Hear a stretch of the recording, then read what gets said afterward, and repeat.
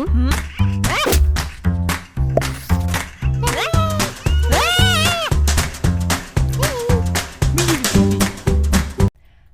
we keep stating in our videos that Fox is disillusioned with the Jedi. Today we're explaining in full detail as to why we think this, and if it's true of anyone, and if he's disillusioned with anybody else. We'll start with Windu. The rest of the galaxy sees him as the savior of Ryloth. He is a great general who leads his troops well, but Fox sees him as the man who threw a child in prison. The same child whose father he killed, their genetic donor, Jango Fett. This causes the Kaminoans to clone clones because the original material is dead, making future clones weaker and problematic. He also knows him as the Jedi who thought it was a good idea to sneak Obi-Wan into the prison undercover as Rako Hardeen without telling him. Due to this, Fox lost good men in a riot that could have been prevented hours before. Fox likely forced Windu to take some of his men to protect the Chancellor as a way to return his trust. Although I think the amount of security that has accompanied me is overkill.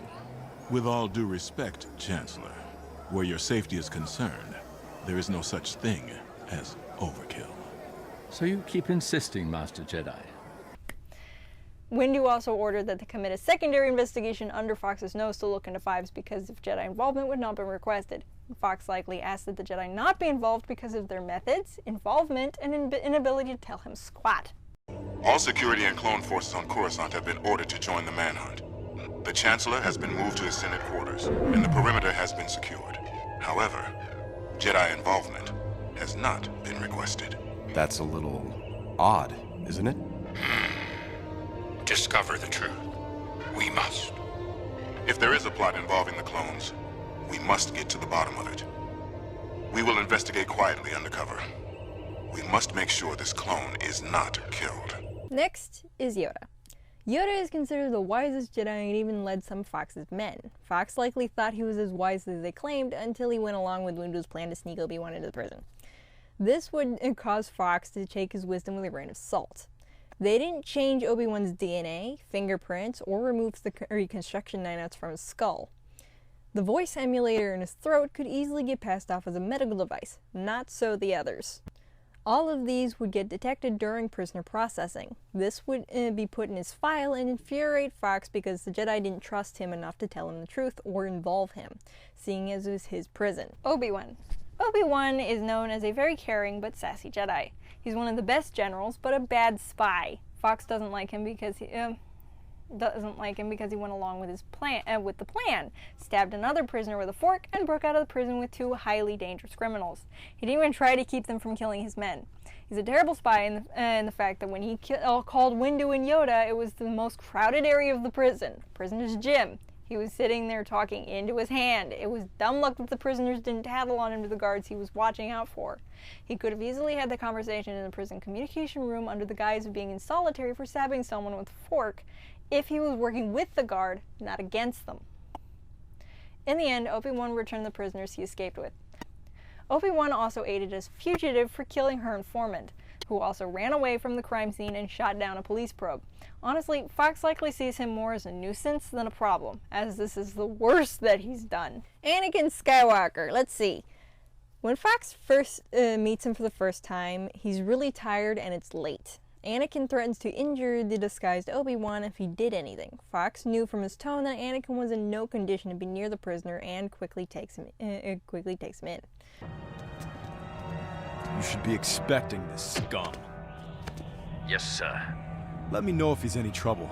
I'd be happy to straighten him out.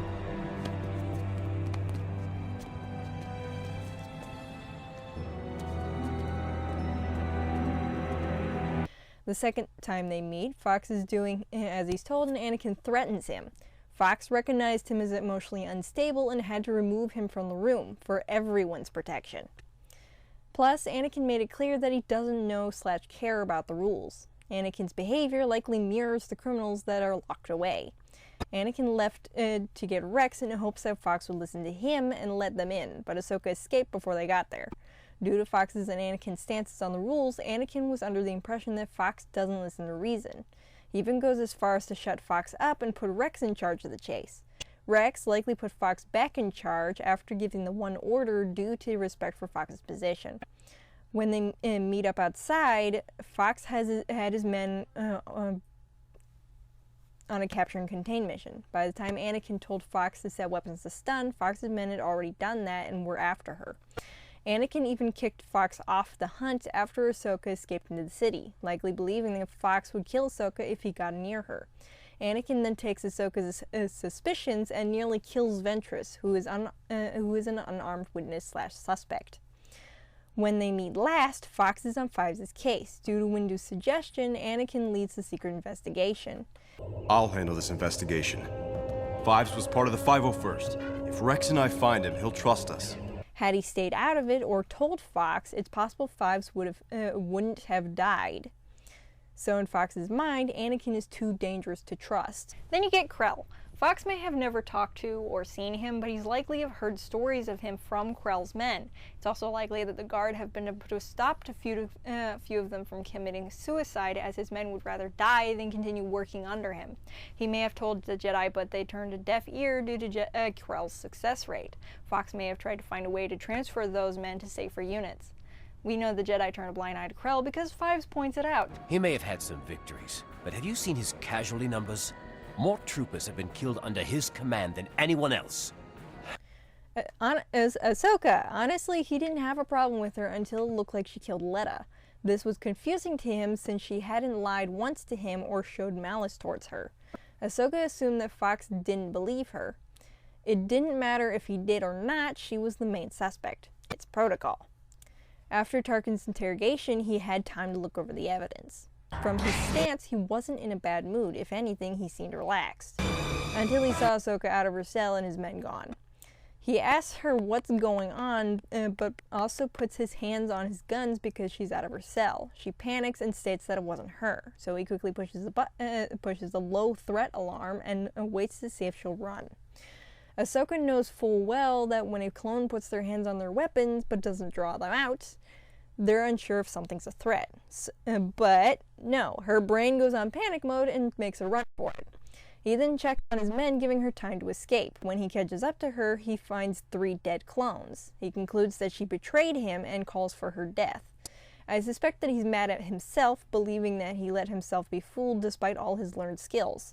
But he does listen to the echoey talk between her and Anakin. By the end, he's annoyed that she didn't trust him to do his job. It's a common theme with Jedi, unfortunately. I believe you, Ahsoka. But no one else will. Right after the hostage crisis happened, all the Jedi left on a 2-week meditation retreat, leaving the slightly inexperienced Fox in charge of all emergencies. This proved to be a stupid move, as he had no way to get past the lockdown, thereby unable to rescue the senators until Bane shut it off. He had to search the entire East Wing in under 2 minutes. As the building itself is more than 2 kilometers around and 100 meters tall, this isn't an easy task. That's not including the winding hallways, sharp turns, and many rooms that can hold 10 or more people. He likely liked Shakti up until the Fives incident, seeing her as she truly is when he comes to ask her about Fives for his investigation. She would have been tight-lipped around him and likely told him what she wanted him to know. She's about as arrogant as most Jedi. She didn't tell the Jedi all she knew about Fives' investigation. That causes a problem.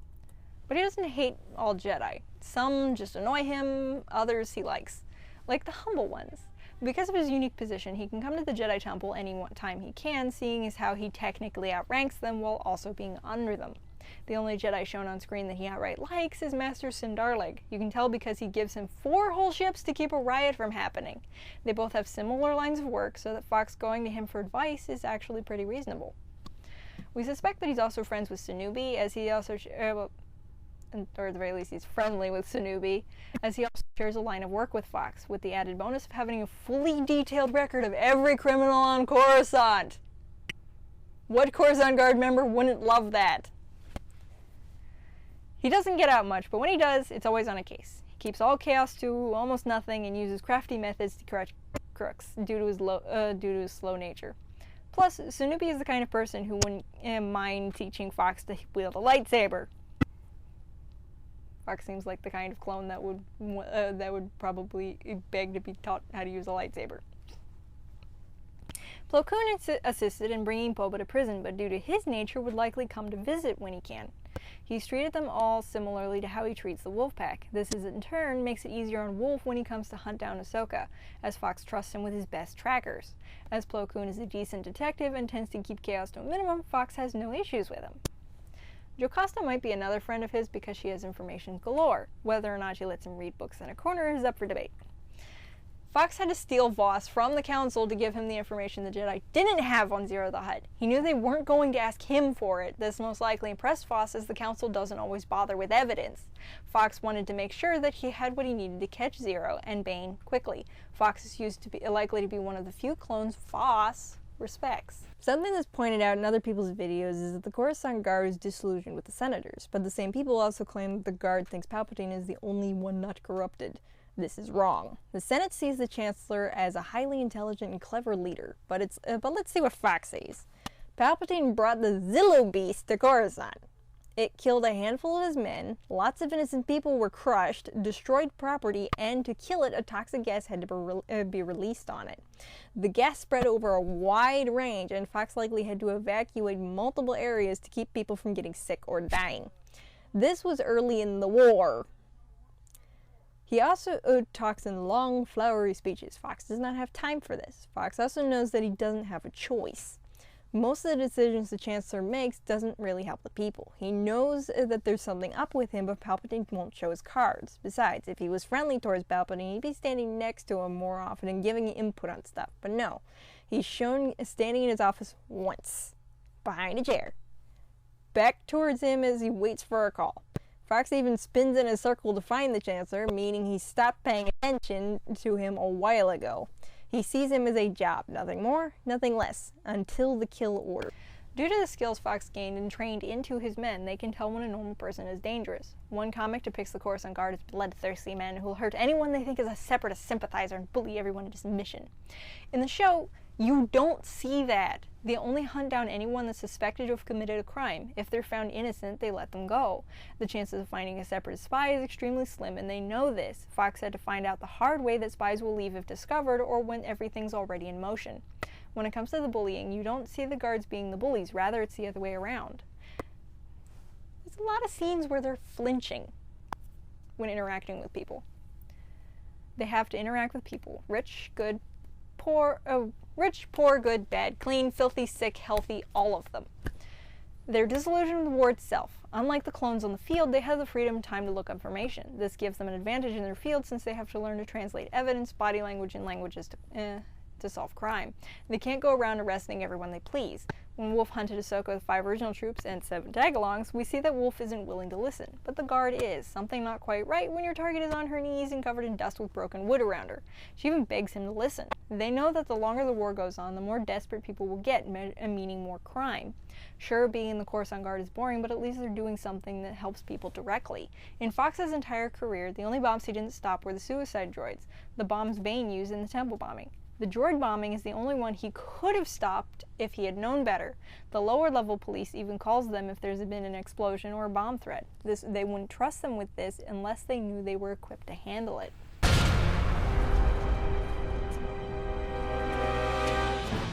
Calling all units. Suspicious activity on level 1315. And last, the police. Fox is disillusioned with Lieutenant Devo. His droids stomp on everything. He isn't thorough, and when he finds something, he just runs with it, just like the Jedi. Thank you, Senator Amidala, is it? But I already have my theory, and I'll follow my hunch if you don't mind.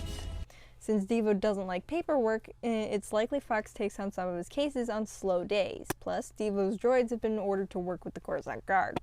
The droids are slow and aren't programmed very well, but at least they don't need sleep. When it comes to rules, Fox and Devo are on the same page, but they're more competitive than helpful. I had some information about a lead here at the docks. Which you naturally brought to me straight away so I could investigate, only... No, wait, you did the exact opposite of that. There are rules, Senator. My friend was murdered. I don't care about rules. Don't care about rules? My dear, without rules, there's only chaos. Everyone must care about rules. We know that. But now you've alerted the killer that you're onto him, and my investigation is that much harder. Do you have any idea how many reports I'll have to file now? The underworld police do their best to control the chaos and crime in their area. They know they're understaffed and under-equipped, so they call on the clones if the situation becomes too dangerous to handle. Fox even calls the underworld police if someone dangerous has slipped into the area. This is a symbiotic relationship. It's highly possible that in the beginning of the war, Fox and his men had to work very closely with both to gain the necessary skills to help. Hence to why you see Devo's droids working with the Coruscant Guard. So if you think about it, he holds out his judgment until he has all the information, unless he's angry. But even when angry, he will listen. What we've seen with these examples is the fact that the Jedi, especially the main council, doesn't trust the Guard. The Guard have been trained to understand and help the people, whereas the Jedi have cut themselves off from them. The Guard saw that what the Jedi are, and that's why they're disillusioned. And that's what we got.